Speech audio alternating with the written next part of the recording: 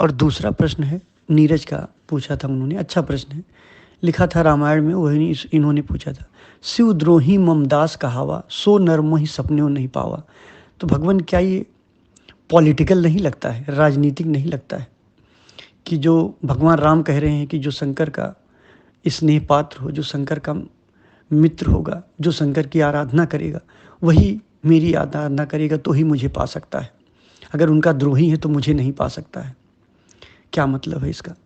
बहुत आसान है, खाली एक शब्द आप समझ लो।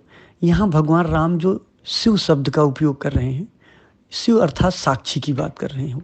अगर आप मुझसे कहो कि गुरुदेव, मैं आपकी आराधना करता हूँ, आपका तो दास हूँ गुरुदेव, लेकिन जो ये साक्षी है आपका, मैं इसकी आराधना नहीं करना चाहता हूँ, ये बेकार है, मैं इसकी पूजा नहीं करूँगा।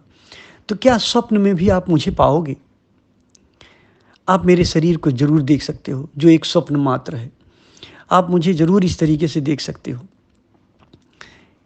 लेकिन आप मुझे पा सकते हो? कभी नहीं पा सकते हो।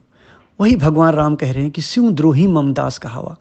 अगर कोई चेतना का द्रोही है, शिव का द्रोही है, मतलब सजगता का द्रोही है, साक्षी का द्रोही है, और मेरा दास कहलाता है, वो नर मुझे स्वप्न में भी नहीं भाता है।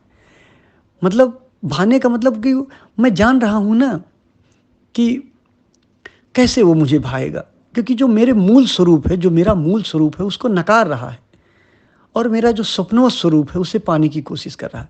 हाँ, जो मेरा स्वप्नों स्वरूप है प्यारा है, ये स्वरूप प्यारा है, इस स्वरूप से आपको सीखने को मिला, ज़्यादा से ज़्यादा सीखने को मिला, लेकिन इसका मतलब ये नहीं कि आप इसको पकड़ के बैठ जाओ। मेरे मूल स्वरूप तक पहुँचो। वही यहाँ पे कह रहे हैं, बहुत छोटी सी बात। जब आप कोई चीज़ पढ़ा करो तो देखो, मैंने आपको एक दृष्टि दे दी है, आप उस दृष्टि से तौला करो, उस दृष्टि से देखा करो, वो आपकी समझ में आए, जो आपके हिसाब से हो, तभी आप समझ पाओ। अब यहाँ कोई इतना बड़ा पॉलिटिक्स तो है नहीं, भगवान राम ऐसा कैसे कह सकते हैं? भगवान राम जान रहे हैं कि जो शिव हैं और जो मैं हूँ अलग अलग तो हूँ नहीं, तो शिव का द्रोही और मेरा दास, इसका मतलब क्या है?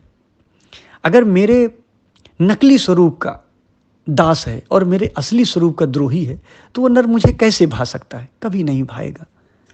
तो मेरे ख्याल से आप मेरी बात समझे होंगे। धन्यवाद।